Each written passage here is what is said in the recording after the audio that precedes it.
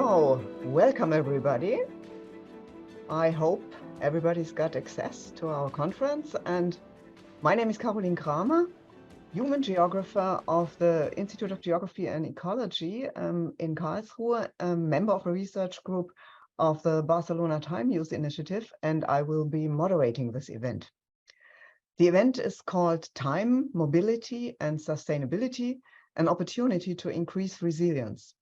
It's coordinated by the local and regional government Time Network, the international network to exchange and promote implementable time policies generated at the local and regional level, and it's part of the Time for All project founded by the European Union. Thank you, first of all, to the speakers, and thank you to more than 250 people, at least, who have registered till now. The event will last 2 hours, and it will be structured into 3 parts. First of one, the presentation of what is a time agenda and summarizing the conclusions of the time agenda 1 and 2. The second part will an introductory conversation on the right to time and urban resilience. And the third part, we will take a look into inspiring 9 cases discussing how to deal with the rush hours, how to build 15-minute cities, how to encourage a timely, sustainable mobility outside big cities, and how urban planning can integrate gender and time perspectives. At least we will have time for question and answers by the audience, and you can write them in the chat during the webinar in English, Spanish, and Catalan. Before starting, let me make 2 communication remarks. First, if you wish to tweet, please use the hashtag #TimeAgenda, T and A uppercase. Language, if you want to listen all in English or Catalan, you can use the button below to select the language. Now, I'm going to give the floor to Marta Junqué, co-secretary of the local and regional government's Time Network, to make the official welcome and presentation of the Time Agenda 1 and 2. Please, Marta. Thank you very much, Caroline, and good afternoon to the colleagues connected from Europe, and good morning to the colleagues connected from Latin America and the States. As Caroline mentioned, today I will be talking as a secretary of the local and regional government's Time Network.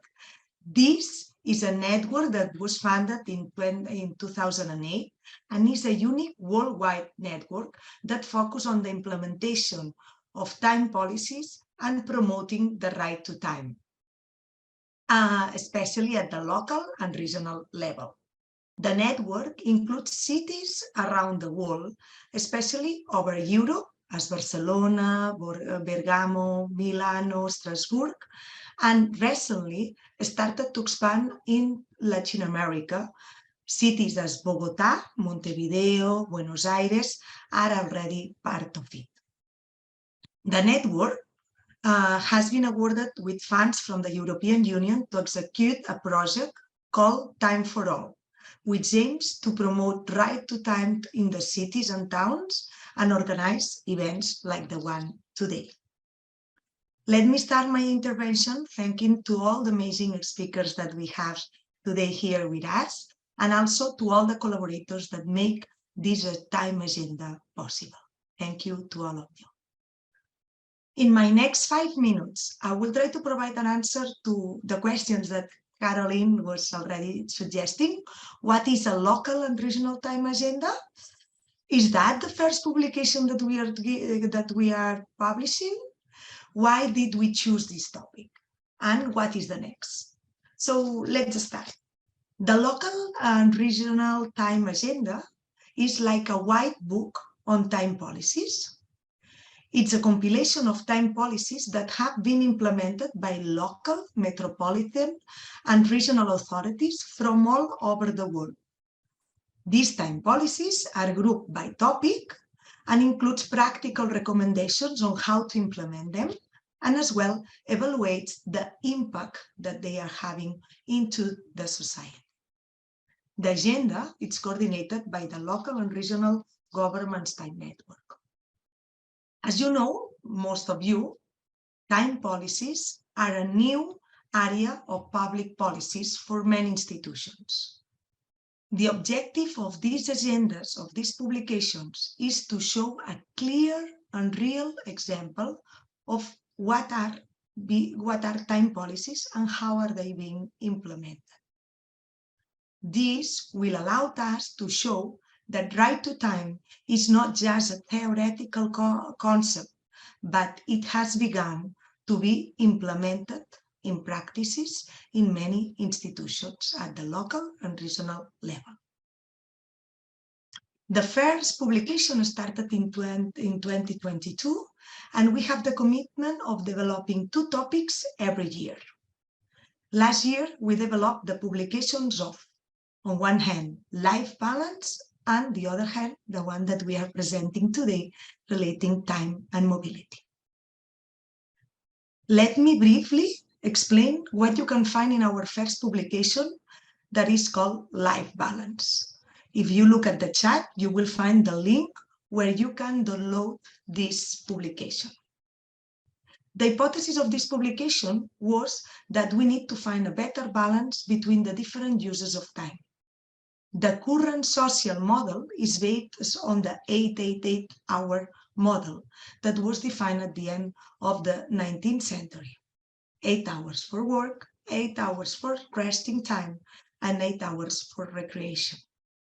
However, we know that this model causes time poverty and important negative effects on our health, well-being, and productivity. So, the objective of that publication was to show and defend the idea that we need to find a better balance between these 4 key elements: work time, rest time, free time, but also we need to include care time. In that publication, we show real examples, more than 35 practices being implemented to find this better life balance. And also we had 2 introductory articles, one from the International Labour Organization and the other from Eurofund. But well, today you are here to talk about time and mobility and to listen about that. So let me explain a bit more about this publication on time, mobility, and sustainability. The local and regional time agenda that we are presenting today covers a topic of global relevance. That is this relation between time, mobility, sustainability, and how it is that an opportunity of resilience. Later, Emmanuel and Gabriela will reflect on that. The network envisages that cities and regions of the 21st century are conceived as a place designed not to waste the citizens' time, but to save time. So it's important that we have policies in that matters. Currently, given the social discontent and the climate emergency, it's urgent to democratize time, improving mobility and sustainability of our cities. And time policies are a direct answer to all these issues. Let me show a couple of data to clarify this urgency. We have data that indicates that people will prefer to reduce their time in commuting. Current data points that there are deep disparities among people around the world, in particularly between men and women, social classes, and urban and rural areas on this time that they need to commute. In Latin America, in some cities, citizens spend more than 4 hours per day, 20% of their daily time commuting. In Europe, it's estimated that it's among 1 and 2 hours per day. So it represents almost 10% of our time. So we need to think how we can as well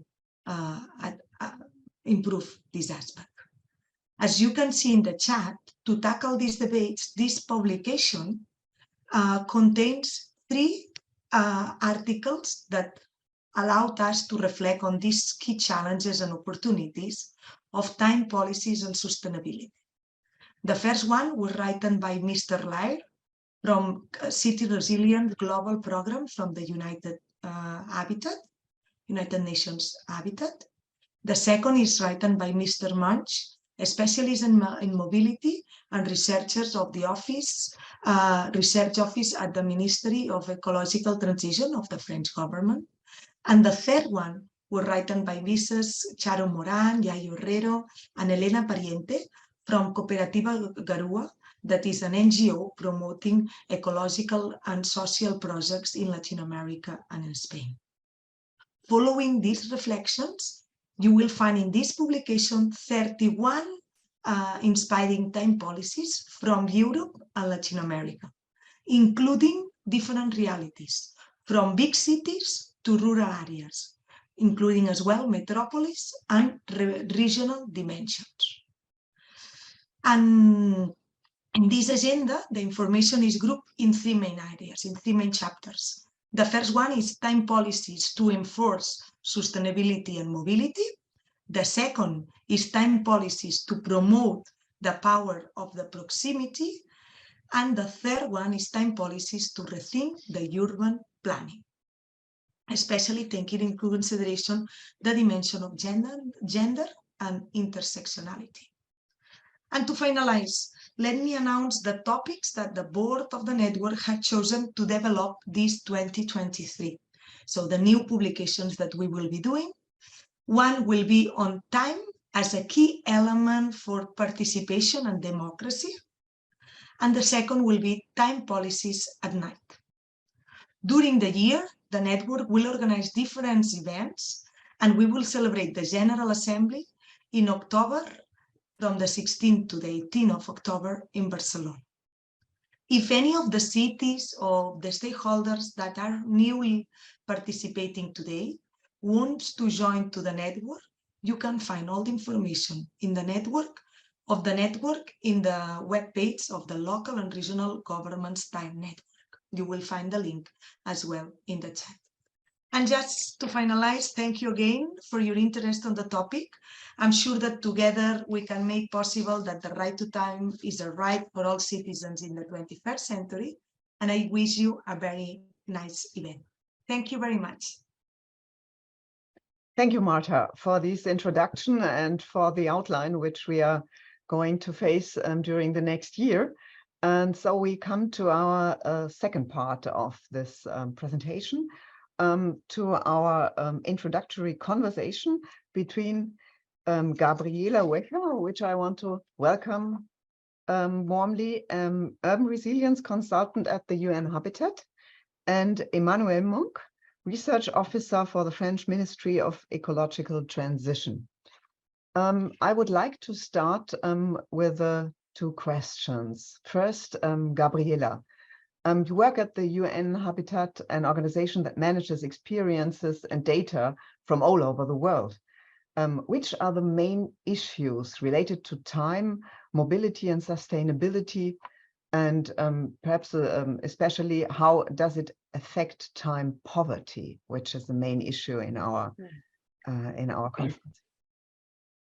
Hi, Caroline. Hi, everyone. It's a great pleasure to be here. I really like the topic of this event, and it's really important to rethink about our relation with time when talk about mobility. Many times we're talking about sustainable mobility and sustainable and green infrastructure, but we don't talk a lot about on what's the main purpose of the mobility, that it's pretty much we developed our mobility systems to improve the access to opportunity. And when we think about the efficacy of our policies in this sense, did we enhance the access, or we are more distant of this goal when we think about our mobility system, especially in many cities in the global south, where we work, especially, for example, in Latin America, when we have mega cities and even smaller cities that we consider there, people still spend 2 hours in on-way commuting time. So we are mobility is not delivered on its purpose, that is to increase access, and it is instead exacerbating inequalities in this sense. And I think this increasing inequalities is the main issue that we still have in this relation of time and mobility. Inequalities rising, this promise of the urbanization and the enhancing mobility is still a challenge, because many cities are spending more time commuting than before. Obviously, this affects sustainability, not only because the obvious relation of the main energy source for mobility that are fossil fuels nowadays, and this increasing GHG emissions and all the traffic congestion reduce air quality, but also this relation of time, in the other hand, forces a compensation for this commuting time. So people tend to modify behavior and choices, and they choose convenience over sustainability in many times. So the way we increase on consumption of disposable items, we generate more waste. We tend to change our behavior to save time over our choices, and we end up making choices that are less sustainable and generated more adverse consequences for the environment in general. And also it reduces the resiliency of cities and communities, because we lose time in the end, and we lose that precious time that we would have for community building, for strengthening social cohesion, for taking care of our health, for personal development and other activities that would strengthen this urban, but especially community and personal resilience.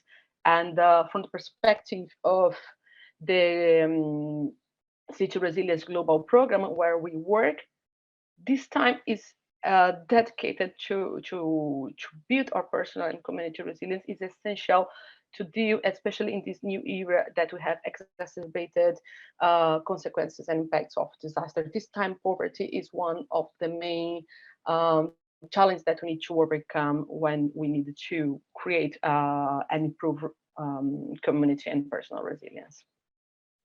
Thank you very much for these very important issues, and it's quite interesting. You mentioned the rebound effect that we get from some advances. And now the second question to Emmanuel: do the same issues and characterizations which we heard from Gabriela apply to France and Europe too? How has mobility changed, and especially the COVID era had a lot of changes, I think, in mobility.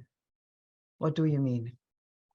Hello, Caroline. I'm glad to see you again. Hello, everyone, and thank you for the invitation. Well, it's a consequent question. I try to answer about it in a very short manner, and I can give you a few insights from France, and perhaps a bit from Europe, but it's still difficult to compare things at such a big scale of analysis. So, but let's say there exists a big picture, and then I would resume it as the notion of excess. In developed countries, there is a very large consensus now that allow to say that there is nowadays an excess of mobility. People travel too much. It has both individual and collective negative consequence, in particular for ecological concerns. I think you all have it in mind. I don't go too much further into it. But what is interesting also, in my view, is to have a look on what people declare about their wishes regarding their way of life in the future. So from various national and international surveys in developed countries, the first desire about the future is to slow down their pace of life. And it is always closely linked in order to regain relationships in proximity. So this problem between excess of travel and the desire for proximity and a more tranquil way of life is closely linked with the speed of travel and sustainable objective. I go a bit more deeper into this analysis if it's okay for you. So you know that on average, the more you travel, the more you pollute. you know that on average, the more you travel faster, the more you go further, meaning the more you pollute. So indeed, everyone should know that saying speed saves time is a lie. Speed consumes space, or more generally, allow to consume more opportunities. So 2 times faster equals 2 times further. And at the end, the same duration of travel. Statisticians, they have shown that through the history, almost everywhere, people tended to move around approximately 1 hour per day. When you look at the history, at the beginning of the 18th century, average speed was approximately the speed of walk, 4 to 5 kilometers per hour, meaning that people consume every day 4 to 5 kilometers of travel. So nowadays, it's 10 times stronger. So in France, in 2019, on average, it's 45 kilometers per hour for the speed, and so approximately 44 kilometers for distance on average per day. So there is a kind of systematic logic through this relationship: speed progress, same time of travel, more distance, more opportunities, and economic growth. And I think that what is interesting today is that things are potentially changing. When you look at the latest National Household Travel Survey in France, aggregate statistics reveal that for the first time in the history of official travel survey in France, there is on one side distance traveled that remain the same compared to the last period of observation, and a little supplement time dedicated in travel. So all in all, people travel consequently slowly. They don't go further, but have to travel longer to keep the same level of distance travel. And it's new, this thing, in the history of mobility analysis. So to me, this could be the sign that in over-industrialized countries, I will use the formula from Ivan Illich. We can talk about it later if you're interested in this author. We have obviously reached a limit, a turning point, where the cultural and economical view of progress is being obsolete and backfires against its own objective. So transport was supposed to save you time, but too much transport can make you lose time. Perhaps this is one thing you can keep in mind regarding this analysis. And if I have 1 minute left, I can give you a few insights about COVID. Otherwise, we can, okay, I see Caroline moving his head, saying seems to be okay. Yeah, perhaps what I can say about the post-COVID era and how things might have changed regarding mobility. I would like perhaps to say that one thing that we can keep in mind is that globally, we tend to overestimate the impact of the COVID, because it globally impacts the upper class population, people who are subject to write article, debate in front of each other, like me, like the other, and so on. So there is a social class bias in the analysis. For instance, many things has now returned to the normal. From the film that I know in the Paris region, transport frequentation in transport public has now returned to the level before COVID era. And it's interesting to note that, for instance, regarding the peak hour distribution of arrival times at work, it's true that now there is in big cities more remote work. And so people tend to go at work more and more on Tuesday and Thursday. Those are the days where you have to be in the office because all the teleworkers are also here. So what is happening in transport public is that on Tuesday and Thursday, you have more people during the peak hour at this time because to summarize it, everybody now has a meeting at 9 on Tuesday and Thursday. So you can have a picture on COVID that everything is going, being desynchronizing and so on. But I'd like to, I'd like to say that sometimes there is a picture that is a bit overestimating what we have in mind regarding COVID. Yes, thank you. You're right. That's a social topic, that white-collar discussion concerning home office and so on. Thank you very much for this first impressions. I would shortly come to a second question. We talked about the current problems. What do you think, Gabriela, might be possibly solutions, but not solutions? That's hard to find. But what would be the role of municipalities and regions to ensure resilience and the right to time? What would be their role in that development? Yes. Yes, I think one of the primary roles of the local governments is to push for this understanding that time is not a commodity and time is a right, and it's a right that's complementary to the main right to the city as a place of realization, as a place of access to opportunities, instead of a places that are exacerbating inequalities to opportunities. We need these governments needs to rethink these services provision models that they have for having a more socially adequate and just distribution of these services with a better accessibility, and this need to think of the mobility as a mean to achieve an end and not an end goal itself as we have today. So when you think about urban resilience, normally we tend to think about improving the different urban systems that you have and mobilities as a system itself. But we need to, as Edward was saying, we cannot lose the sight of the main goal of mobility, and we cannot have mobility systems that the way we live, the way services are provided, the way our work is structured, the way our life is structured. In the end, we spend more time on commuting than before. We need to reorganize our land use planning, having this goal in mind, that we need to have the reduced demand, the reduced need for commuting and for having long commuting patterns as we have today.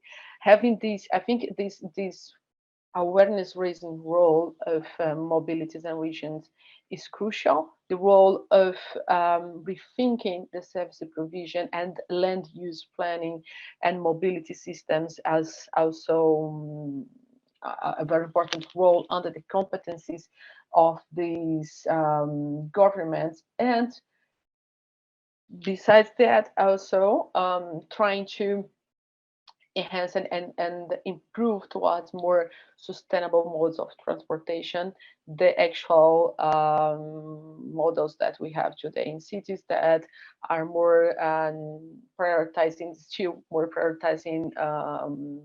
individual vehicles over more public and healthy transport modes, as walking as a basic mobility mode that we have.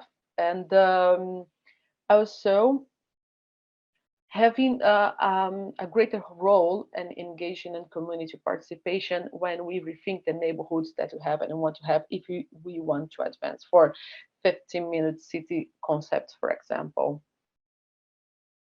Thank you very much. I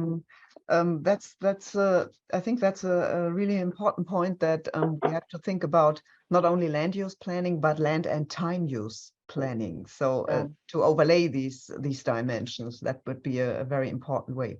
The second question to Emmanuel on that matter: can time policies create a framework for regulating urban mobility? You wrote an article and you mentioned the concept of sustainability. What do you mean, sustainability? What do you mean by that? Yeah, I can talk about shortly about sustainability. It's a mix between sustainability and time. And before, yes, I can try to answer about this question regarding the framework. Are time policies able to develop a framework for regulating urban mobility? Well, I don't know, but from what I have observed in the past in the functionment of time officers, I can say something for the future, but depends on how time offices are managing their job. So the action of time offices, from what I have observed, fits into the usual framework of local action towards acceleration in economic growth. In this sense, sometimes, in spite of themselves, time office follow the precepts of what we call in urban studies a functional city. So when I surveyed French, Spanish, and Italian cities, persons in charge of time offices frequently depicted the same tendency. The community's vocation is to absorb ever more flows. It's not the regulation of mobilities, it's more the integration of the economic time to produce, consume, and travel ever faster. So is it not time to move gradually from a model of always faster, cheaper, slower, closer, to live better? So the interest of this line of thought in urban spaces seems to be validated when we look at the wishes of the population. As I mentioned before, people are globally looking for more relations in proximity and the kind of slowdown of their pace of life. At least this is what they say when we ask about their wishes in the future. And to try to be short on what is sustainability and how it could be useful as a concept for time offices. I developed this concept to depict public action that aims to fulfill sustainability objectives by means of social time regulations. So social time regulation has always been the idea of time offices, but I'm not sure that sustainability was so present in the issues that they were facing. So what can be, for instance, sustainability policy? For instance, reduction of working hours can be a significant sustainable policy. It is shown that working less reduces energy consumption. By the way, do you know what is the less polluting activity of human being? It's sleeping. So a policy that would favorize more time to sleep would be a great sustainable policy. So those are examples beside mobility. And there are many examples in the field of mobility policies. For instance, local politicians have been involved for many years, in some cases, in organizing mobility with a view to slowing down urban travel, particularly in town centers, such as switching to walking, cycling, boating, limit your car speeds, and so on. And that seemed to satisfy globally the population. But the thing is that, from my view, we miss, and perhaps time offices miss, a global planning model that would clearly place the interests in preserving slowness in urban metropolises, where the intensity of pace of life is sometimes too pervasive. And to have a more clue and information, I invite you to have a look on the documents. Okay, thank you very much. So we learned timeability and the importance of sleep concerning sustainable development. But to both a last question and perhaps two short answers. How do you imagine a society in which the right to time is guaranteed in terms of mobility and sustainability? It's a very wide question for short answers. Gabriela. Well, I think the question has the answer in itself. It's to understand that, to expand the societal understanding that time is a right. It's a similar concept that we have in the past with water, that to understand that water was an abundant commodity. And the same time, or now, like in our time, we understand time as a cheap and abundant commodity. We used to think that data was the greatest commodity of our time, but I say that time is the greatest commodity of and cheap commodity of our time, because they use data to buy our time, the time that we spend, for example, using apps, the time that we spend on some social networks or device, and this is the greatest commodity, and we're selling this very cheap. The same way happens with the gig economy and how people are like having their productivity measured in seconds through these different, for example, delivery apps or other online services that people need to deliver with a really stressed pace. We need to rethink that time is scarce and time is valuable. Time is really scarce good, and we cannot sell this very cheap because this is our life. And when we measure the value of our life, we should not be selling this very cheap, that cheap. So the same things applies to mobility and our relation on how we spend time around the city. We need to understand this as a time. We need to understand this as a right and not a cheap commodity. And it's a valuable and a scarce resource that we have, that we need to protect and have a better use of this resource for the enhanced resilience of our communities. And other part, I'm sorry, I've been really expanding my answer, is to think also in the intersectionalities of time poverty and the way that we tackle these differences on, for example, time commuting for the different groups we have. Normally, when you have the mobility planning systems, you tend to aggregate all this data and to have the mobility planning through all these systems using these aggregate models, but we need to understand the different use of time and how it affects different groups of people, since vulnerable groups, or different mobility patterns for different gender and different groups of the society, and how they move and how they have different necessities and demands, and have more specific a more specific offer for this different demand. We need to observe this intersectionality, otherwise we won't have a proper mobility system for the different time needs that different populations have. Okay, thank you, Gabriela. Emmanuel, what do you think? Yes, so same question. I have the feeling that we are also on a hurry on very important questions. We are facing the same issue we're discussing. Okay. So just the first thing, perhaps we can have a discussion later, but to be honest, I'm not really convinced by the idea or the goal of the right to time. If right to time is supposedly, choose your own time, meaning the organization of your life in a constant socioeconomic system, it is the equivalent as rendering people ever more dependent to acceleration, time inequalities, other social and ecological issues related to time activities and mobility. In the same vein, having the possibility of traveling, consuming at every time, everywhere, gives a greater right to manage your time, so a right to time, with the idea that the more you travel, the more you produce, the more you consume, the greatest accomplished person you are.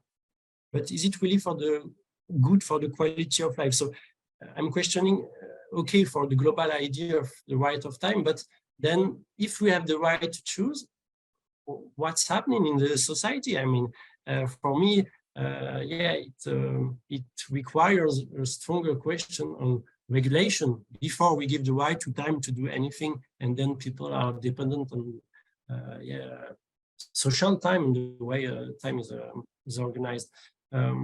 Just to be short and to answer on what I can imagine, in my view, I imagine that if time policies embrace sustainable objectives, it means changing the software. It means giving importance to quality rather than quantity. It is associated with a shift from a lookout from material prosperity to temporal prosperity. And it requires, in terms of urban planning, transforming our restless functional cities into convivial cities. So making concrete room for a holistic vision of well-being and health in the city.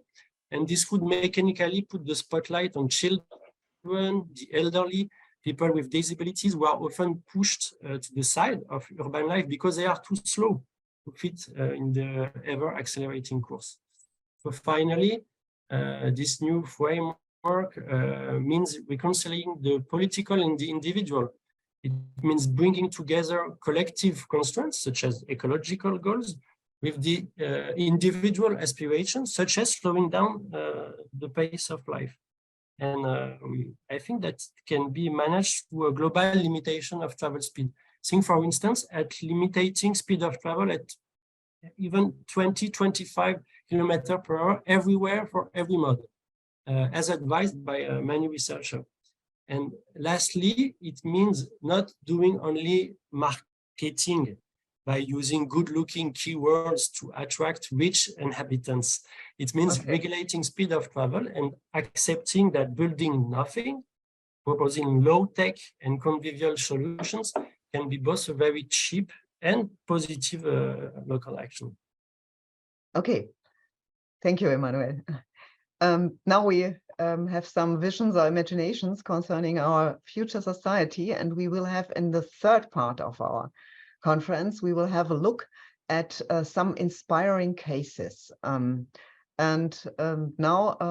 I would like to give the word to Lucie Verchères from the organization Tempo Territorial on time policies. And everyone has, unfortunately, only 7 minutes to present his or her project. I have to be the time god, and we are already running out of time. But please, if it's possible, to be in that time slot. Okay. Thank you. Goodbye, everybody. I would share my screen with my slide. It's okay. Do you see my presentation? Can you open it in the way you did it before? Yes, that's yes, it's yes, good. now fine, wonderful. First, I would introduce me. I am in charge of Tempo Territorial Network, and I was previously responsible for the time mission of a metropole of Lyon. Tempo Territorial is it's the network of French actors of temporal approaches and policies. It's composed of local authorities, 12 local authority elected officials and services, but also experts and researchers. Then I would like to apologize for my colleague from Rennes and Lille Metropole, because in France there is spring holidays and they are not available today. I will therefore explain in summary form what these territories are doing on the issue of mobility during rush hour. Then I will also present what the Metropole of Lyon is doing thanks to its mobility management system with companies, which ultimately also aims to reduce rush hours. All in 7 minutes, and with my very poor English, that is a real challenge for me. So I begin with Rennes Metropole. The Rennes Time Office has been working on time and mobility issues for a long time. In first, the use of the metro in hyper-rush hours in connection with a major time generators, such as the hospital or the university, which has shifted the timetable of classes by 15 minutes in order to make the metro traffic more fluid. Then also work with companies and employers, in particular with executive people, to achieve working out during work hours. We work a little bit before rush hour, and we go to the office after rush hour. Now Rennes is working on a new topic in connection with the implementation of Metro Line B. This involves carrying out a diagnosis and a time analysis and consulting the concerned actors, 18 college, high school, universities, in order to raise their awareness and encourage them to shift their working hours to avoid saturation, depending on the result of the study. And at last, but not at least, promotion of co-working by a cooperation with all co-working actors in order to create a network of co-working on the territory to better reconcile work and not work time, to reduce mobility in order to aim for local mobility and to improve air quality. Then for Lille Métropole, now have a look at Lille Métropole action. As you can see, these are the same issues as Rennes Métropole. But a new thing is a European project that they are submit, and it's interesting because if the project they submit called Time to Adapt is selected by European Commission, it will allow the development of a lot of temporal action directly with a municipality, and of course, including some action on mobility. Then, third, let's have a look for Métropole of Lyon mobility action. You can see a list on the screen, a list of time mobility action that are currently running. It's a little bit the same that Rennes and Lille. At Lyon, but a lot of companies, 484 companies, a very big action.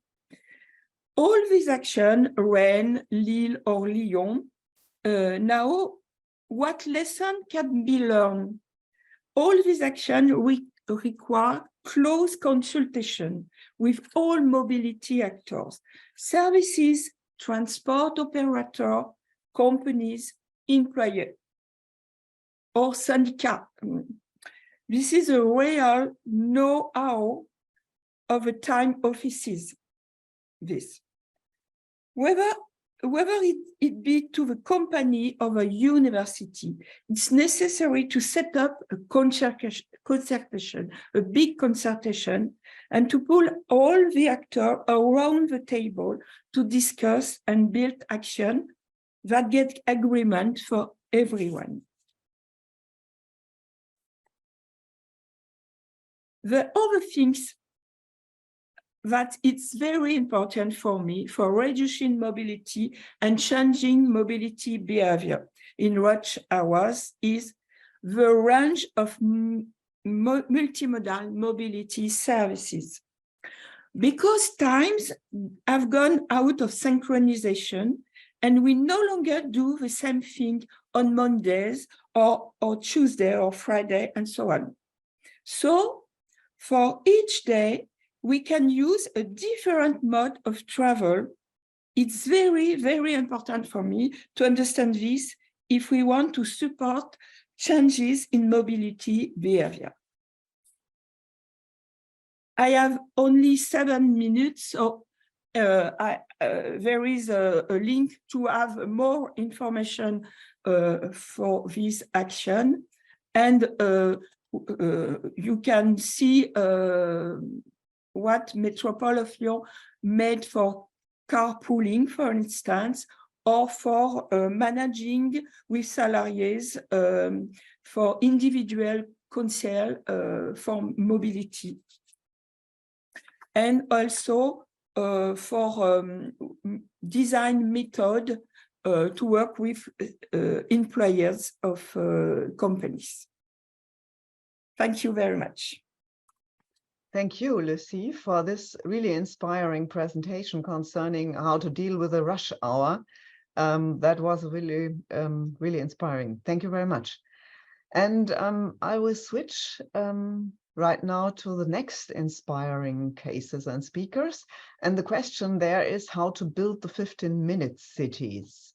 And I welcome Adriana Miquel, Director of the Urban Strategy at the Barcelona City Council, and Silvia Profanta, Director of the Office for Time and Statistics at the Municipality of Bolzano. Welcome. Hola. The stage is yours. Okay. Hello. I began? Ariane, I began. Jo parlaré en català. Ho dic perquè si voleu canviar... M'han dit que podia parlar en català, que total s'havia de traduir. Bueno, gràcies per convidar-me. Soc Ariana Miquel, la directora d'Estratègia Urbana dins de l'Ajuntament de Barcelona. Veieu la meva presentació. Oops. Now we need the presentation models. Oh, fine. Yes, like this. It's okay.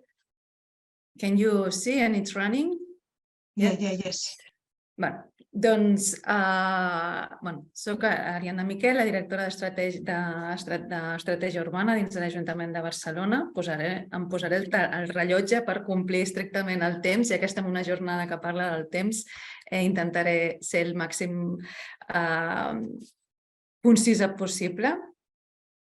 Jo avui us parlaré del projecte de Superilles. Superilles és un projecte d'espai públic, però no només d'espai públic, no? És un projecte que per nosaltres és una estratègia més que un projecte. Una estratègia que ens serveix per aconseguir una ciutat més humana, més propera, més resilient, no? Més saludable en el fons, no? Ens ajuda, és una estratègia que ens ajuda i ens prepara per al canvi d'hàbits i per als reptes que haurem d'afrontar com a ciutat davant de l'emergència climàtica. Una altra vegada parlant de temps, no tenim temps, no? Aquí veieu, Barcelona va declarar l'emergència climàtica al gener del 2020, del 2020, posant això, no? Això no és un simulacre, no? Per posar-nos a tots l'atenció en que no tenim temps per estar parlant de quin és el model i cap on hem d'anar, sinó que hem d'actuar ja d'alguna manera, ja sense temps, sense esperar. Hem d'actuar i hem de reconciliar i hem de treballar les tres escales diferents per resoldre tots els reptes que tenim. Hem de pensar a l'escala global, també a l'escala urbana i metropolitana, però també a l'escala humana, que d'alguna forma, tal com han dit els anteriors ponents, anem creixent i cada vegada ens n'hem oblidat més d'aquesta escala humana i d'aquesta proximitat.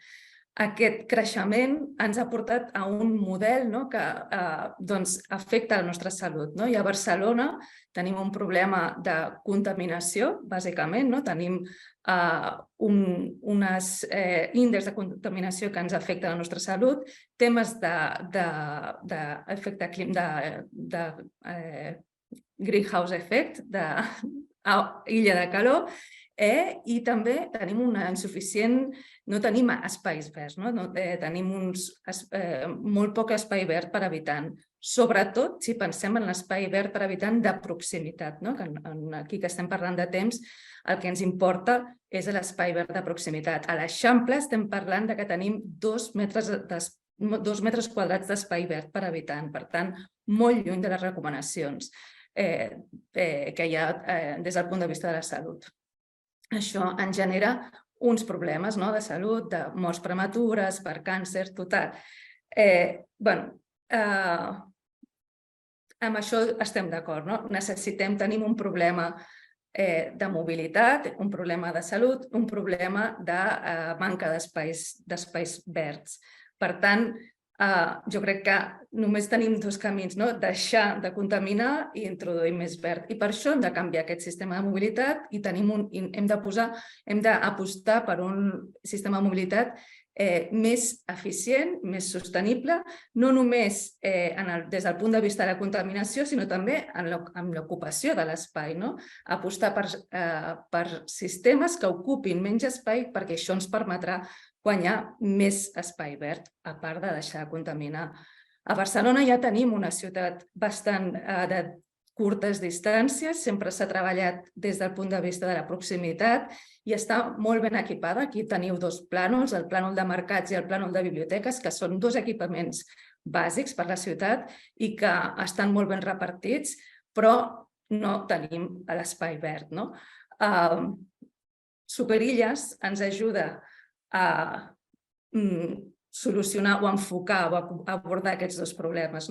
Mitjançant la reorganització de la mobilitat podem guanyar aquest espai. Com ja sabeu, suposo que ja coneixeu el model, però el que es tracta és de jerarquitzar, de dedicar algunes vies a la mobilitat a nivell ciutat o a nivell més global i per guanyar i reservar algunes d'aquests carrers per posar-hi més verd, per tenir un altre tipus d'espai públic, per tenir altres usos, vies que no estan tan ben connectades i que ens permeten fer uns espais més d'estada i d'espai públic. Superilles és un projecte de xarxes, en el fons, en el que fem és intentar superposar totes les xarxes de mobilitat per fer-les al màxim eficient possibles i d'aquesta forma guanyar aquest espai. No només es tracta de fer aquests carrers pacificats i de treure cotxes d'uns carrers, sinó que es tracta de millorar la mobilitat en tota l'àrea, totes des dels carrers més bàsics i més ben connectats a nivell ciutat. També s'està canviant aquest sistema de mobilitat i traient carrils de vehicle privat per apostar per aquest vehicle, per aquesta mobilitat més sostenible i més eficient. Això ja ho hem provat. Ho hem provat a diferents espais de la ciutat, com per exemple a la superilla de Poblenou o la superilla de Sant Antoni, i sabem que funciona. Tenim indicadors, sabem que funciona. Ara, per exemple, aquí a Sant Antoni hem guanyat 25 metres quadrats per als vianants, s'ha reduït en tot l'àmbit un 20% el trànsit, s'ha reduït, evidentment, la contaminació i s'ha incrementat el comerç. També s'han incrementat les activitats socials i hem vist que tenim més temps la gent utilitza més el temps, més temps a l'espai públic, té més autonomia i, per tant, necessitem indicadors que ens ajudin a entendre aquesta diferent utilització de l'espai públic que estem proposant. Això, com que ja ho hem provat i veiem que funciona, volem estendre a tota la ciutat i d'aquí tenim aquesta nova xarxa, aquesta nova infraestructura social i d'espais verds, una infraestructura verda. A l'espai on anem a actuar ara mateix és a l'Eixample, que és on tenim els màxims problemes de contaminació i de mobilitat, i en canvi és l'espai que té millor connectivitat a nivell metropolità amb transport públic. La visió del futur és implementar aquests 21 eixos verds i 21 noves places en encreuament, que és un model nou de carrer que té aquesta infraestructura verda, que té la possibilitat de tenir diferents usos que fins ara no tenim en un carrer. Aquesta és una mica... Això són les actuacions que es va fer durant el Covid, que ja sabíem que aquests eren els carrers que volíem pacificar i es van fer unes actuacions per guanyar espai en aquests carrers, i aquesta és la imatge que volem aconseguir. Aquest és l'estat actual, perquè estem en obres, estem a punt d'acabar-los, i la idea és estendre-ho per tota la ciutat. Això és molt important de fer amb participació i, per tant, qualsevol canvi d'hàbits ho hem de fer amb la ciutadania, amb totes les plataformes i totes les diferents maneres que tinguem per arribar al màxim a la ciutadania, i per avaluar-ho, justament per poder avaluar aquests efectes sobre l'escala humana i sobre el temps, hem dissenyat uns indicadors que d'alguna forma són els indicadors normals de mobilitat, d'espai públic i de millora de qualitat ambiental, però també volem avaluar els impactes sobre les activitats econòmiques i sobre la societat, on una de les pràctiques que es valora positivament i que té molt a veure amb el temps és aquesta anàlisi de la quantitat d'usos que es fan, que es produeixen en aquests carrers, perquè després d'haver vist en aquestes implantacions com els usos canviaven, necessitàvem d'alguna forma quantificar aquest canvi qualitatiu que s'havia produït en els carrers.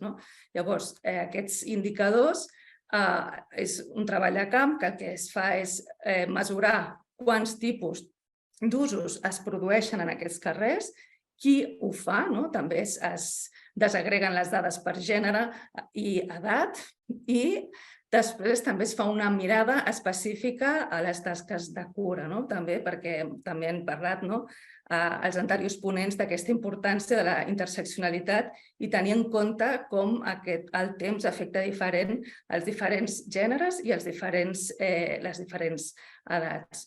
Per últim, com que ja no tenim massa temps, us he posat aquí un link de la publicació del llibre Superior a Barcelona que es pot consultar per internet amb aquest link.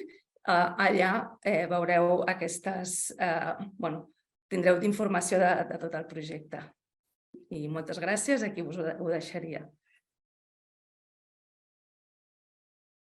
Thank you, Ariadna. Now we've got a lot of pictures and a lot of impressions what's going on in Barcelona, and immediately would like to have a look at the municipality of Bolzano. Silvia. Yes, hello to everybody. It's a pleasure to be here, and I share my screen if you have. So I hope you can see it. Can you see it? Okay. So I would like to tell you today something about the concept of Bolzano, about the 50-minute city. First, a few data about the city of Bolzano. Bolzano is the capital of the province of South Tyrol in the north of Italy. It's the northest province of Italy, and it's at the border to Austria. We have 160,000 inhabitants who live in the urbanized area of about 21 square kilometers. The whole city area is extended about 52 square kilometers, and as you can see on this picture, we have a lot of forests and fruit in this area, fruit and vineyards. So the whole territory of Bolzano is divided in 5 districts, as you can see here. In the 1990s, the administration of Bolzano has come to the conclusion that Bolzano should become a polycentric city and a 50-minute city to increase the quality of life of all who are living in the city, to reduce also the mobility and to shorten the ways to get to the shops and to the work and to the civic centers. So Bolzano should become a city where most of the human needs and many desires are located so that all can be reached by walking or cycling within a quarter hour. In 1995, the administration decided to decentralize the essential public services, to improve the service quality, to shorten the waiting times, and to avoid affecting mobility in the city. So now, in this moment, in every district, in every of these 5 districts, we have civic centers, which are little municipal offices, where the citizens can complete all the administrative procedures they want to do. The 0-14-year-old can live in the neighborhood all the time because the nurseries, the primary and the middle schools, the parks and the sport facilities are all closed to them. In every district, there are also present the youth and senior centers, a primary health and social service, and cultural structures, associations, and events are distributed all over the territory. Also, the public library you can find near and close to you. In the last years, also co-working spaces emerged, and in the city we have about 30 Wi-Fi hotspots, so people can connect to free internet. To support these goals, the administration focuses on sustainable mobility. In the city, there are 70 kilometers of cycling paths, and also the bus routes and the bus stops are well distributed. We have 340 bus stops, so every 150 meters there's a bus stop. In the area, we have also 4 train stations. One is the central train stations here located, and 3 are in the urban, so also the commuters can reach the city comfortable by train. Bolzano has 3 cable cars, and using this, we can reach the neighboring municipalities on the hills. Now I would like to focus on, in particular, on the bicycle mobility. The administration has the average in 2002 of trips by bike. They were 70%. In 2021, the average increased to 26%, and our goal is to reach the 34% in 3 years. What are the actions of the municipality today? The municipality is going to extend the cycle paths because we think it's important to link all the schools and the production area to the cycling network, so the people can use the bike to go to work or to school. During the whole year, we are organizing mobile bike repair shops and also courses for children and also for the foreigner women to use the cycle. The municipality created also multiple bike parking areas and a lot of bike sharing stations around of the territory. So everyone can use it, also the commuters or the tourists can use the bike in the city. So it's very important for us to extend and decrease the percentage of people who use the bicycles. So this was really a short introduction of these 50 mini cities for me, and I thank you very much for the attention.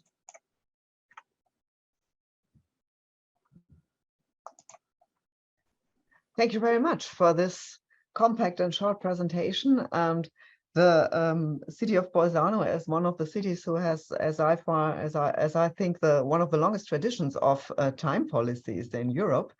Was quite interesting to hear what you are going to improve now. I will come to the third inspiring cases and speakers, and the question for this group was how to encourage a timely, sustainable mobility outside big cities. Now we took a look at the cities, and one of the problems is that we often have solutions for big cities, but we do not, or we overlook small cities or the rural areas. And I welcome Cristina Caramperi, Department of Research and Communications in Trikala, and Gabriele Davanzo, Project Officer at the Metropolitan City of Milan, which is also a big one. Hello, everybody. Can you see my screen?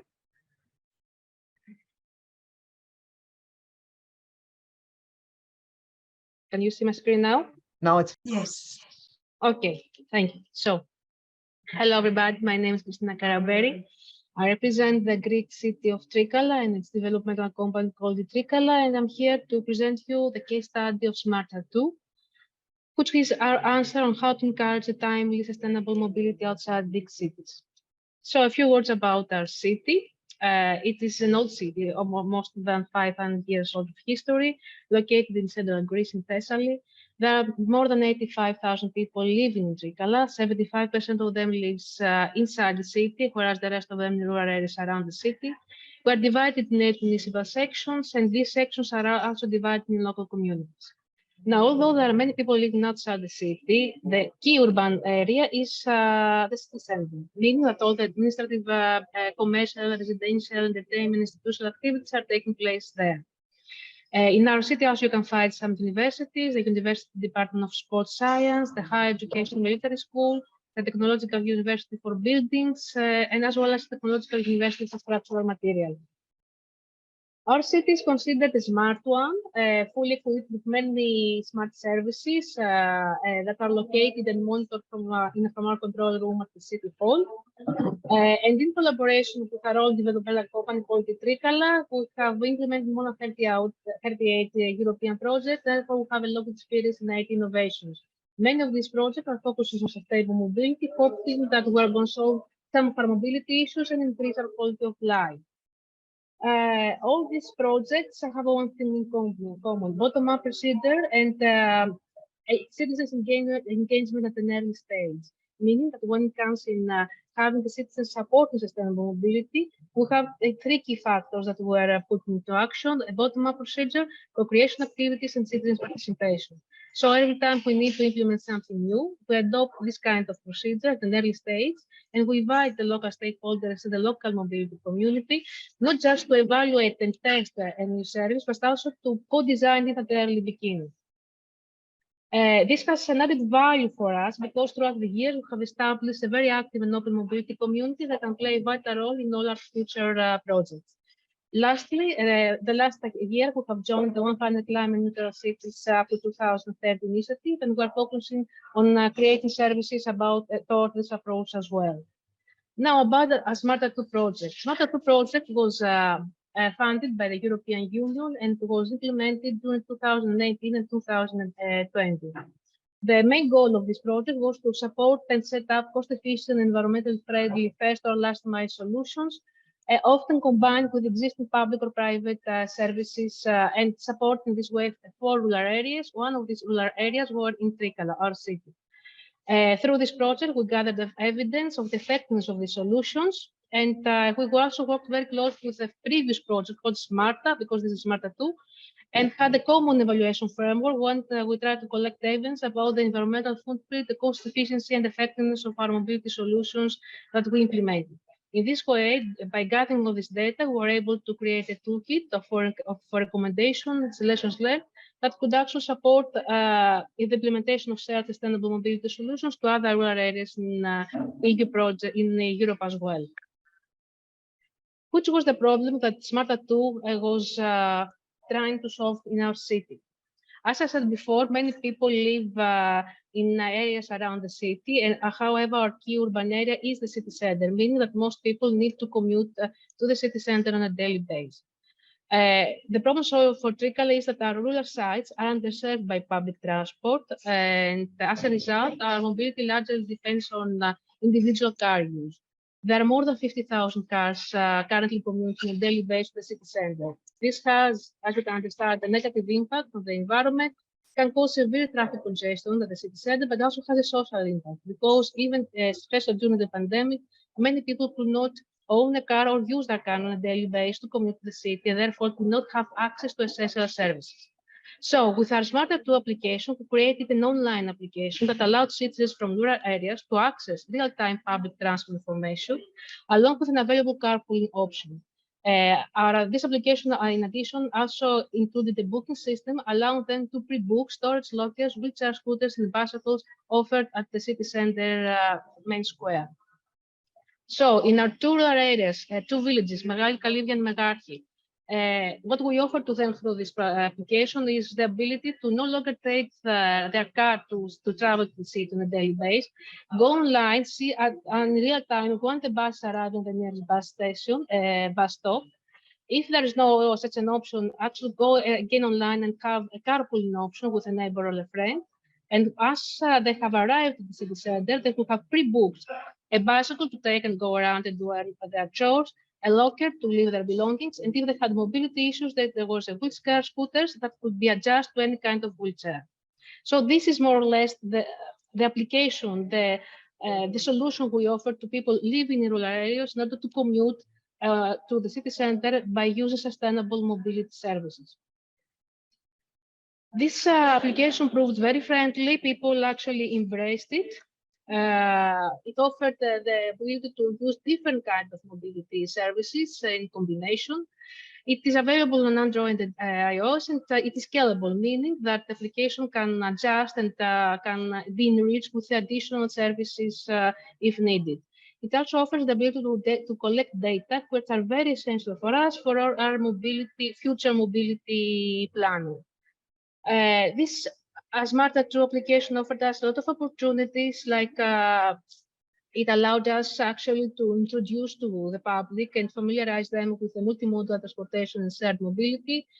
It also gave us, through the data that we collected, gave us the opportunity to understand real demand, and that was very essential for us for our future planning. And it will also become a strong asset in our hands in order to attract funding and other initiatives. Actually, many of our future mobility projects we are now implementing have as a base Smarter 2 application, although the project has been finalized almost 2 years ago. I believe I do have some time, so I will just show you the services.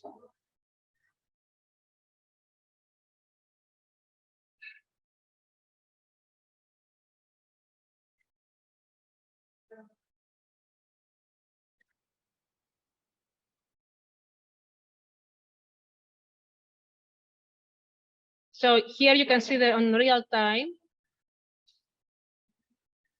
the person has pre-booked the bicycle, the locker, or the wheelchair scooter.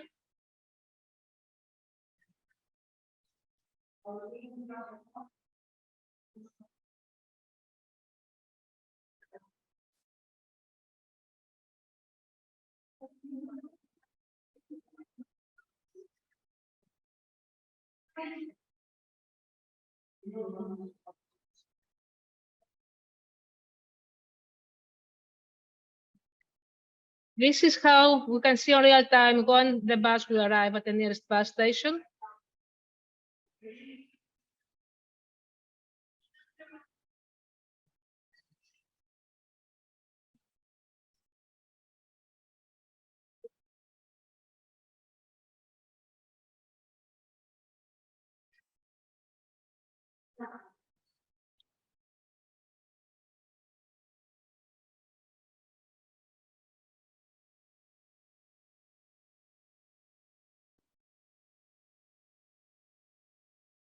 And this is the carpooling service.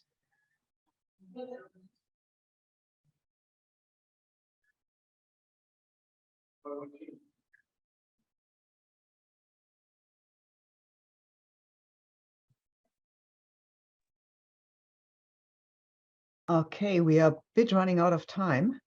Okay, I will stop it now. More or less, you get the point about how the service was implemented.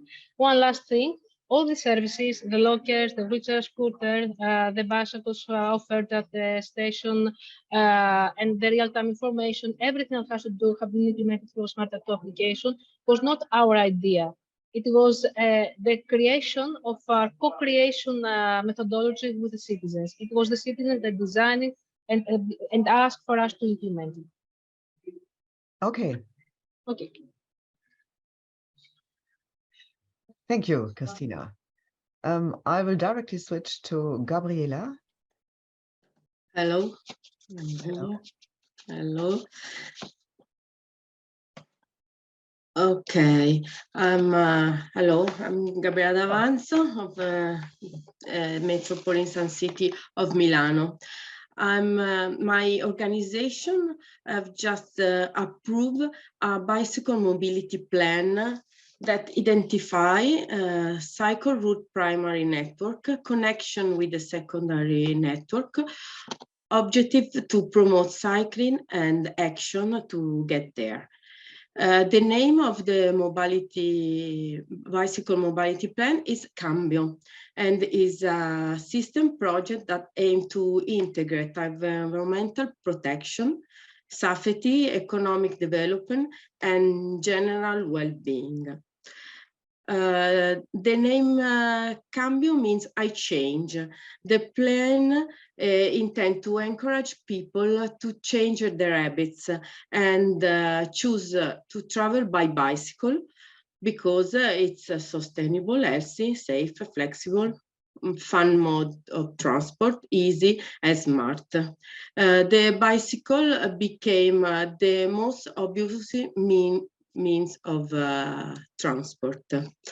I try to show our some pictures. How to encourage timely, sustainable mobility outside the city. Build the infrastructure to create the opportunity to move to the place where people already go. The territory of metropolitan city of Milano lends itself to this approach. It develops in a plant around a large city, but not so large. Milano has 1.3 million inhabitants, cover a radius of about 15 kilometers, and it's Italy's main business hub. Cambio identified 16 radials to connect the center of Milano with the entire metropolitan area, and the 4 cycle roads you can see there that connect the most populated municipalities around the city. Also, we have 4 greenways developing in the natural areas. The radials intercept the territory strategic hub, the high school, who's attended by students age 14, 18, who do not have a driving license, university, railway station, and metro, the M or the station, the business center, shopping center, also hospital, park, and meeting place. Cambio plan to build 800 kilometers of cycle paths related to the main network. Each cycle path is identified as a metro lane, and bike lane are a cycle highway. They are 4 meters wide lanes, 2 meters in each direction, there where it's possible to go at higher speed, and where there is enough space for different types of user, cycle, e-bikes, cargo bikes for delivery, medical bikes for users with reduced mobility. The performance level of the cycle track guide the design choice. Wide enough for all type of user. Red pavement to be easy identifiable. Straight to be the shortest route. Without bar to allow everyone to pass, but with reduced cross section at the intersection to allow the slowing down and minimize conflict. Other feature of Cambio super cycle pass are draining pavement, so as not to waterproof the ground, illuminated for safety reason in out of town areas, but with the light that intensify as people pass, clear and recognize signposting. Each bicycle path is identified by a number and a color. Optical fiber owned by the Metropolitan City of Milano is laid under the cycle path, thus also providing a digitalization service to the metropolitan area. Each cycle path of Cambio is about 25 kilometers long from the center of Milano. We have started to build the line 6, the pink line. We have 7-8 stops, and we built approximately 8 kilometers to the center of Milano till Segrate station. We have applied for obtain next generation fund for another 5 lines, in particular for line 2, for line 5, for line 7, for line 12, and for line 15. We are in a project phase and with construction will begin in the late summer and we'll have to finish before 2026. Part of the network include also already existing paths and will need to be redeveloped, upgraded, and above all connected between them. A private operator, as Express, is willing to build at its own expensive Circle Line Round 3, which connects the most populated municipality around the city of Milano, about 80 kilometers. Evidently, the construction of a bicycle path with these characteristics also offer development opportunities for stakeholders in the area. Thanks to the new infrastructure that the metropolitan city of Milano is going to build in the next future, it will be possible at last to create a solid soft mobility network that would not only link the capital city to its outstrike, but provide better connection to all the inhabitants of the territory or their workspace, leisure place, or just to the next train station, finally giving the chance to people to move in a sustainable, healthy, and safety way. Thank you very much, Gabriela, for... Thank you.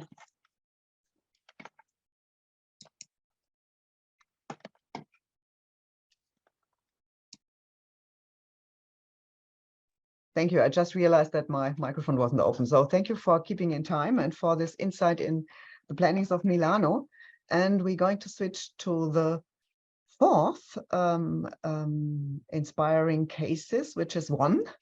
And the question is how urban planning can integrate gender and time perspectives. And now we are going to look at the Catalan government. We welcome Josep Maria Fortuny, Deputy Director General for Transport and Mobility at the Catalan government, as far as I know.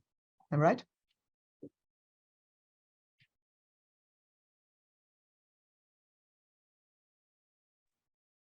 Okay, hello.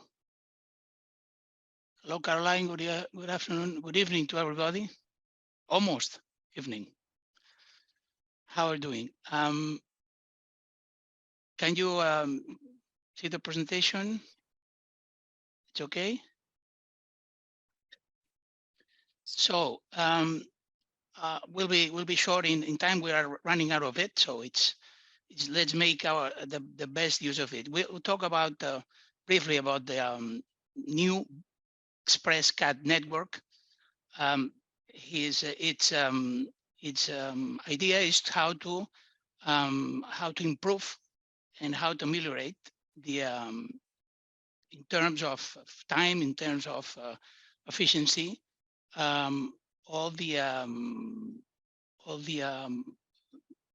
performing of a huge network of buses, interurban, suburban buses in Catalonia, and how to make the best from the part of this bus network that concentrates the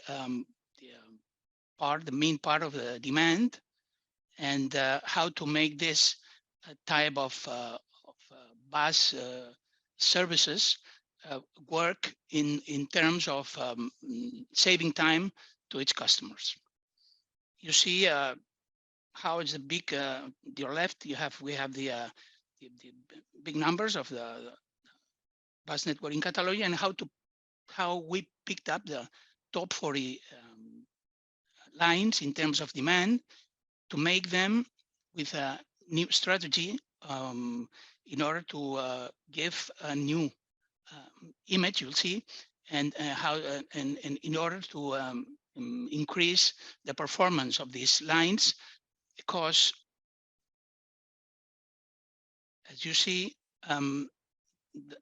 these 40 lines are concentrated in the main areas, in the main districts of concentrating altogether the mobility in terms of frequency, in terms of affluence to the main capitals in our country, in Barcelona, of course, but also the three other capitals of the districts that are Lleida, Tarragona, and Girona. You will see all the lines that were configured, described, and that are now in almost every one of them is already working.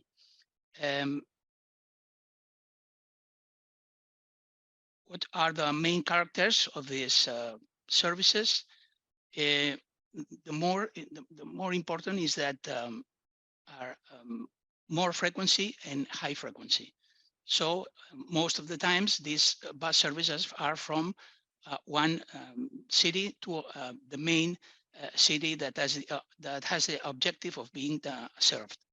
And also there is a new attributes of these lines as the use of bus lanes specifically designed for these buses, the priority in traffic intersections, and the improvement on the quality of bus stops. Also, it's important to say that in terms of information to the user, these bus stops, the service lines, are provided with dynamic information updated in real time.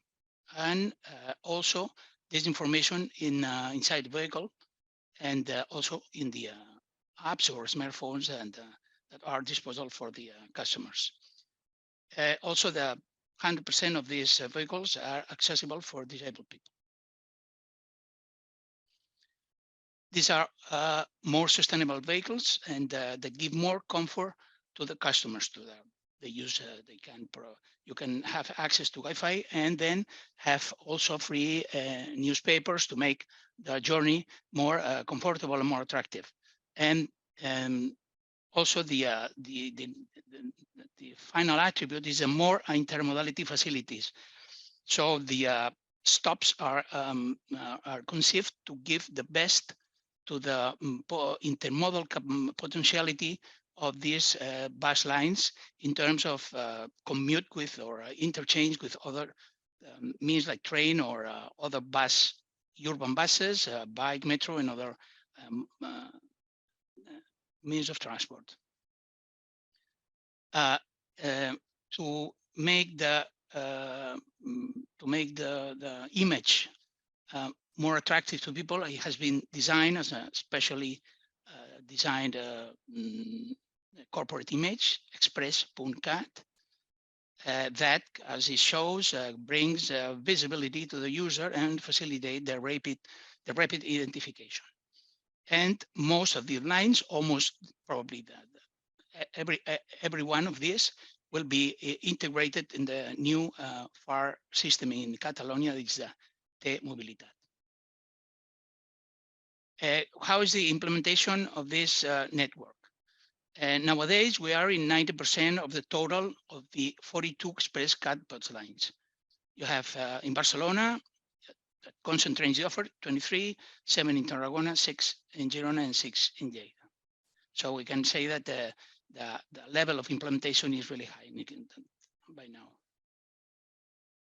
And the results in terms of demand, we have an average of 2 million trips a month, with an average for expedition occupation of 30-35 passengers. That's very high. And the increase between 2019 and 2022, taking in account the 2 years of the COVID pandemic, it has been a 2.6% increase, and probably at the end of the year will be at the end of the present year, 2023, will be even higher. The satisfaction surveys of the users are really good too, and gives the different items give an average of 8 points. For example, in the line E4, that is the one that I have selected here.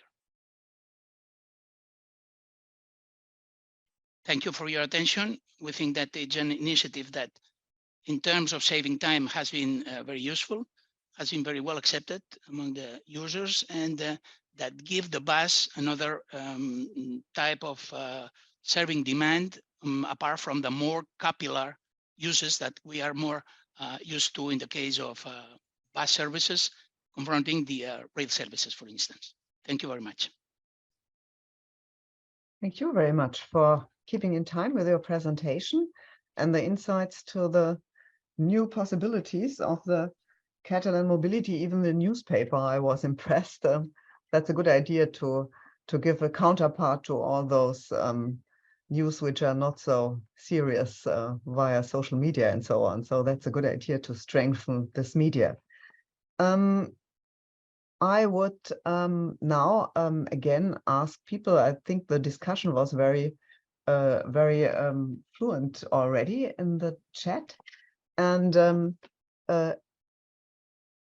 I would ask Emmanuel and Gabriel now, if it's possible that you just join the open discussion and we do not make a certain extra point which we wanted to make at the end of the discussion. Is it okay for you?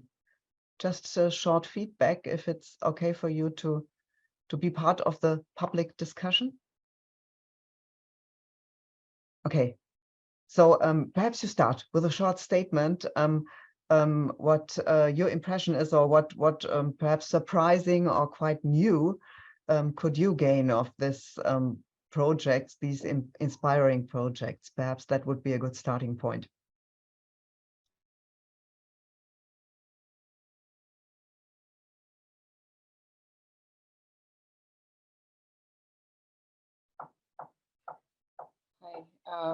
Okay, I can start. Yes, it's very interesting to see how different cities are tackling the issue of the improving mobility systems with time.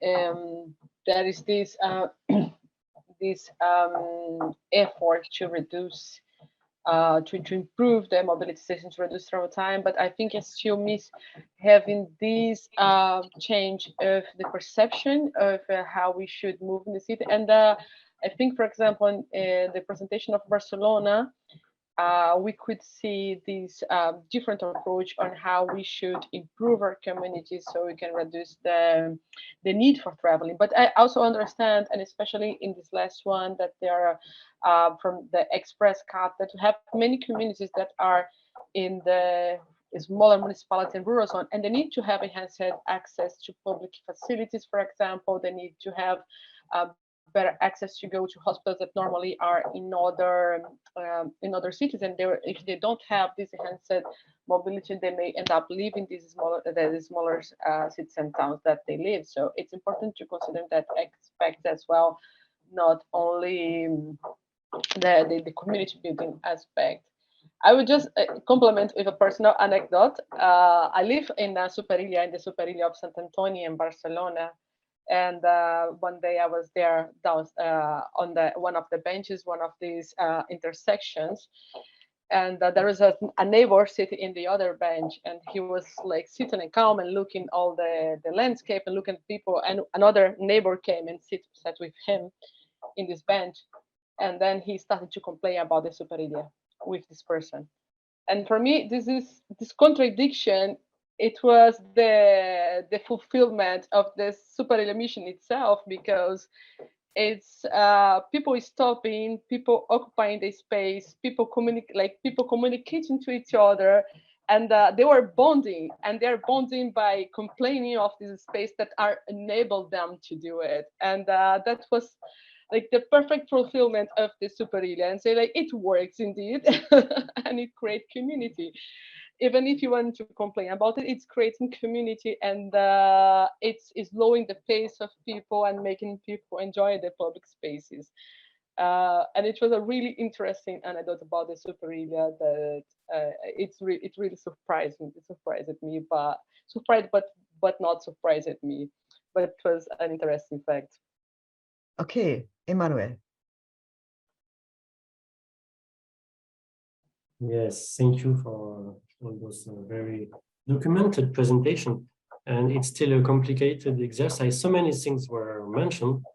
And it's still complicated for me to propose any judgment. I mean, I can perhaps just share what was kind of a surprise or remark that I have noticed, rather than saying what is good or what. So,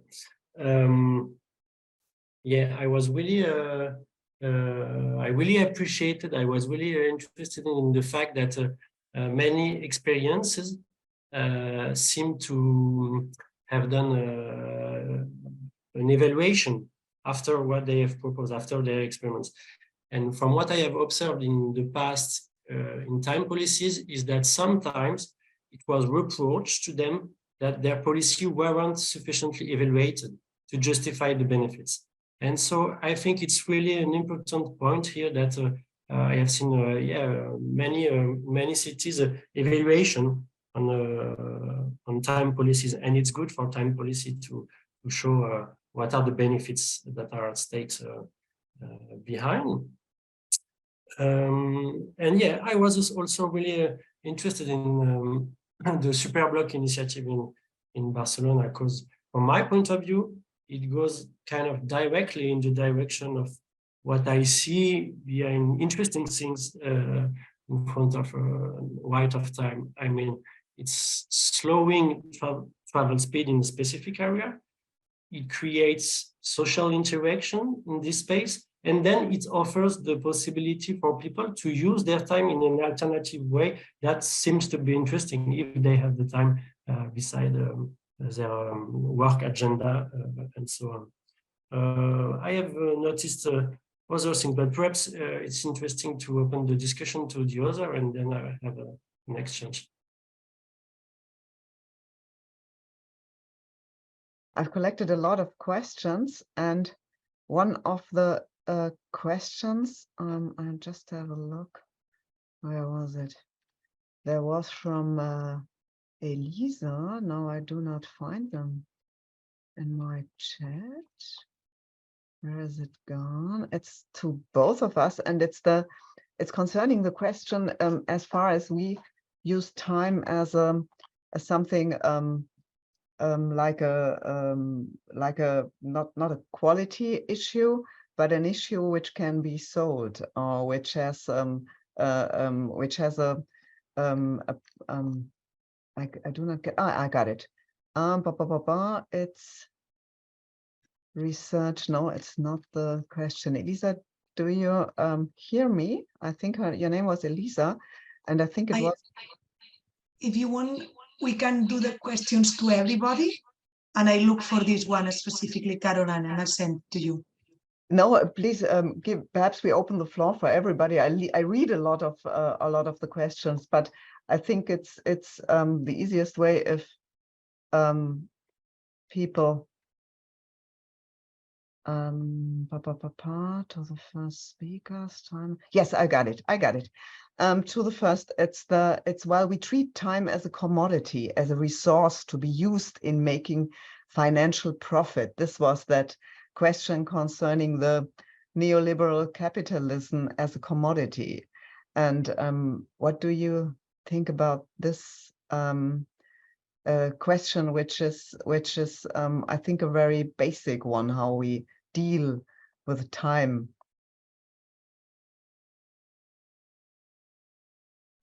Yes, as we have many questions, Caroline, maybe you can read all of them, and yes. then each speaker choose one to answer, because we have 10 minutes to finish. Yes, we have questions to Milan and Barcelona. Many of these solutions are smart or reliant on technology. How can these solutions be transferred, adapted to the global South, where contexts are different? So this is one, which means the gap between the global North and South.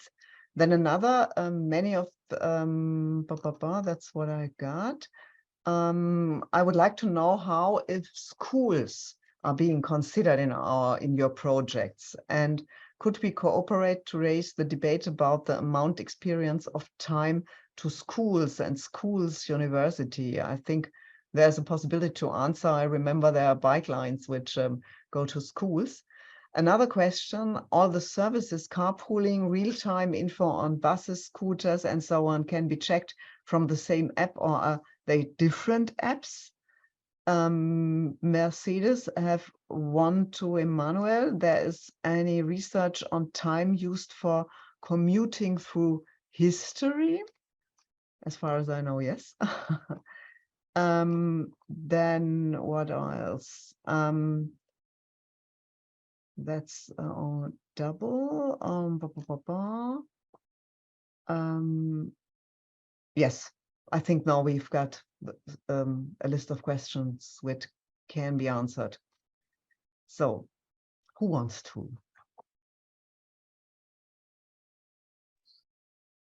Emmanuel.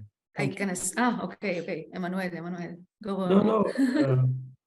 Okay, well. No, I saw that you opened your microphone, that's why. Okay. Complicated synchronicity in front of the screen. Yeah, the first question to me was a really important question regarding the potential gap between, let's say, local policy and things that are possible to do at local scale, and issues relating to time that are a bit overscaling the local policy.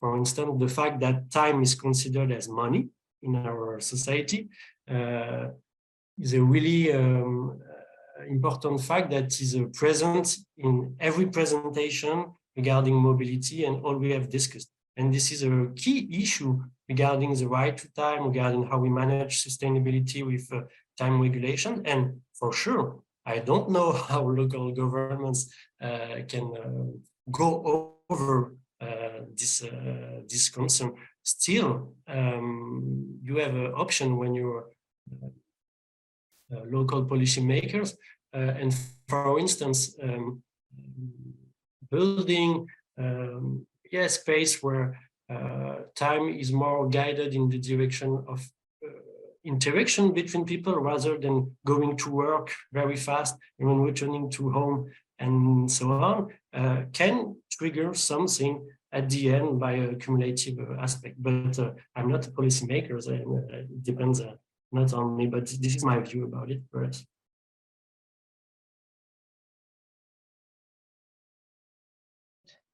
Thank you, Emmanuel. There was a question about schools. I remember that we had a presentation where schools are already in the program concerning the time schedule, as far as I think, and bike lines which connect schools. It was in Milano, as far as I think. Bergamo.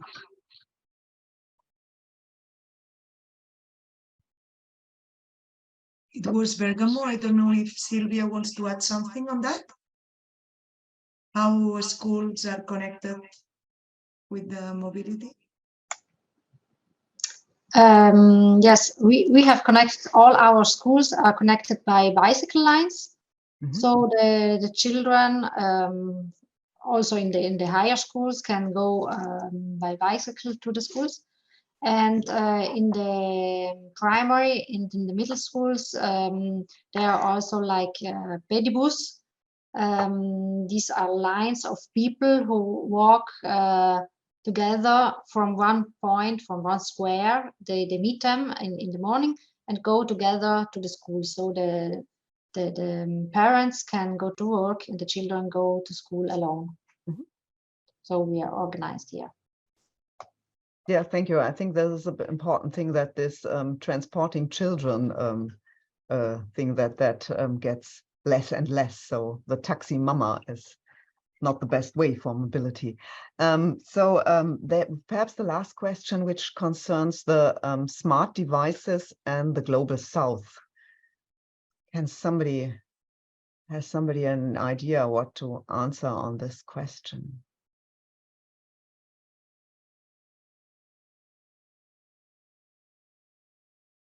Gabriela?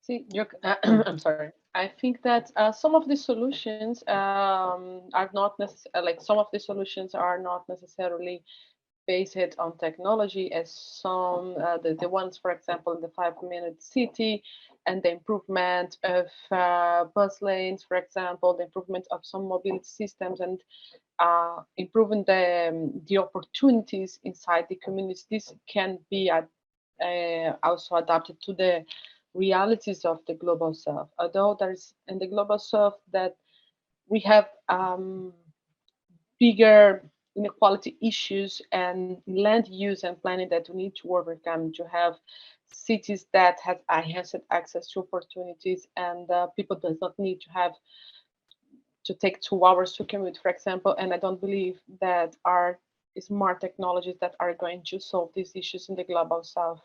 This is concerned on the model that we produce these cities and how the different opportunities are distributed.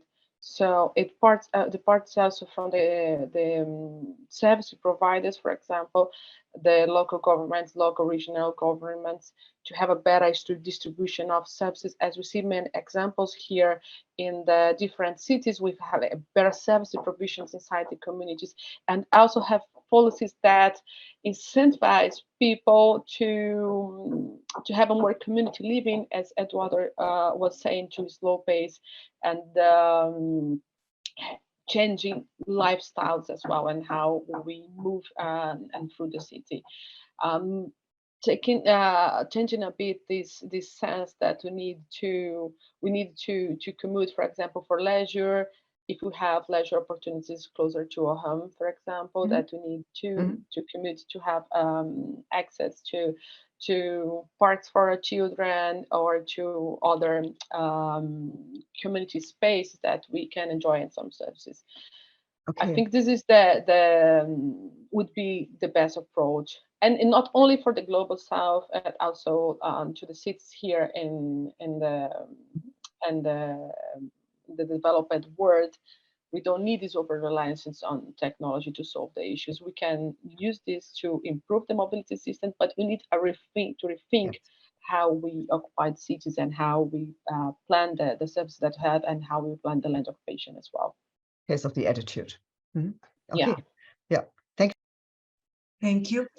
Just to complement, Caroline, what Gabriela was saying, that's as well one of the objectives of the network, that as you know, time policies emerged in Europe in the 1980s, and especially in Italy and France, and later to other countries around Europe.